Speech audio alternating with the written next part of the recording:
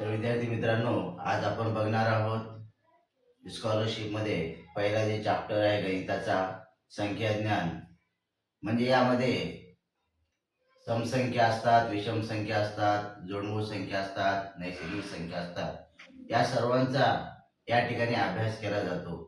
या पाठामध्ये समसंख्या म्हणजे काय, विषम संख्या म्हणजे काय, जोडमूळ संख्या म्हणजे काय, या सर्वांचा आपण इथं अभ्यास करणार आहोत.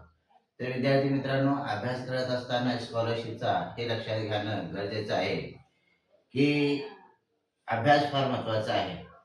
जर तुम्ही मेहनत केला तर नक्कीच यश मिळू शकतो.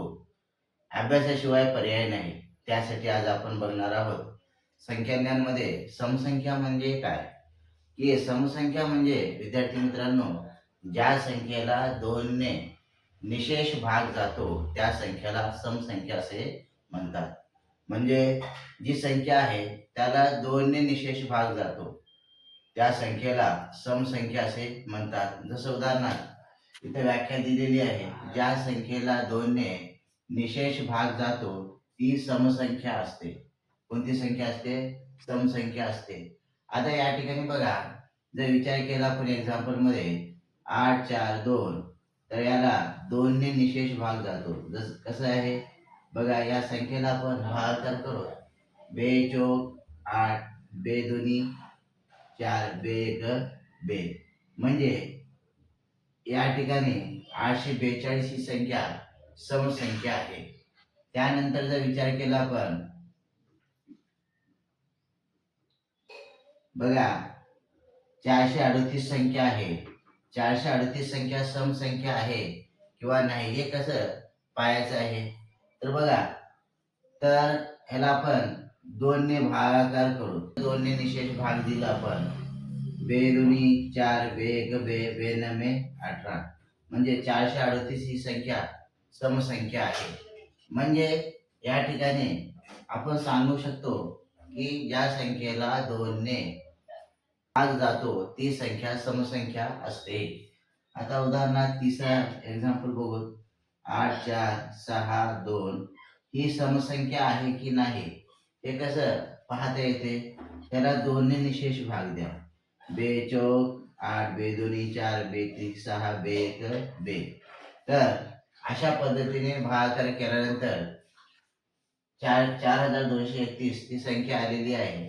तर या 2 ने या संख्येला पूर्ण भाग गेलेला आहे, म्हणून ती सम संख्या आहे असं आपण या व्याख्यानुसार सांगू शकतो. ज्या संख्येला 2 ने निशेष भाग जातो ती सम संख्या असते.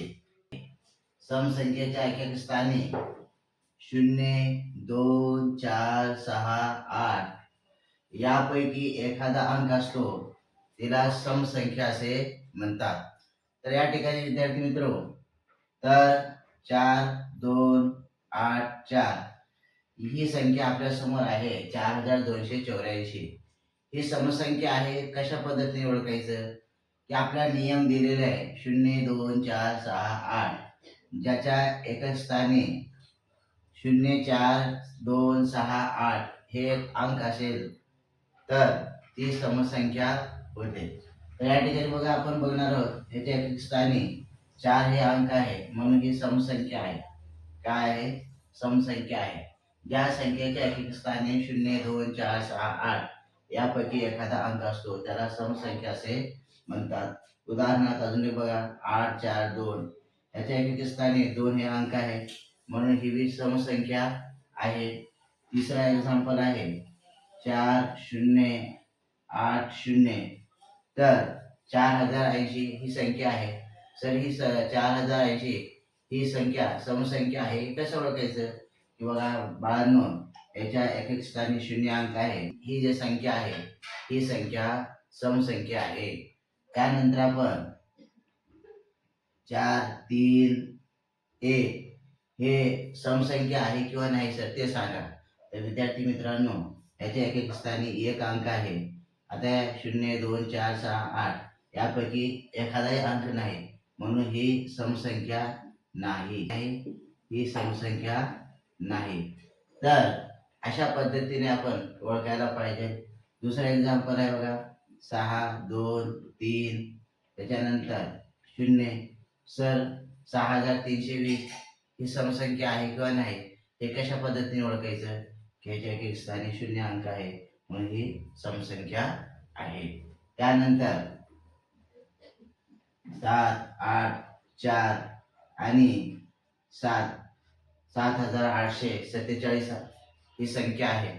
तर सर हे जे संख्या आहे दिलेली ते समसंख्या आहे किंवा नाही कशा ओळखायचं की बाळांनो याच्या एक एक स्थानी 7 हे अंक आहे त्याला 2 ने निशेष भाग जात नाही म्हणून ती समसंख्या नाही. अशा पद्धतीने आपण इथं जी व्याख्या दिलेली आहे समसंख्येच्या एक स्थानी 0, 2, 4, 6, 8 हे अंक येतात असतात त्याला आपण समसंख्या असे म्हणतो. हे अंक नसेल तर मग एक स्थानी हे अंक नसेल तर ती समसंख्या नाही आपण गृहीत. ज्याच्या एक स्थानी 0, 2, 4, 6, 8 हे अंक असेल तर ते समसंख्या आहे. दुसरा नियम बघितलेला आहे ज्या संख्येला 2 ने निशेष भाग जातो ती समसंख्या असते. तिसरा नियम आहे सर्वात लहान समनैसर्गिक संख्या 2 आहे. काय विद्यार्थी मित्रांनो, तर या ठिकाणी सर्वात लहान समनैसर्गिक संख्या 2 आहे हे आपल्याला लक्षात ठेवणं गरजेचं आहे. तर विद्यार्थी मित्रांनो आज आपण समसंख्येचे 3 नियम बघितलेले आहे.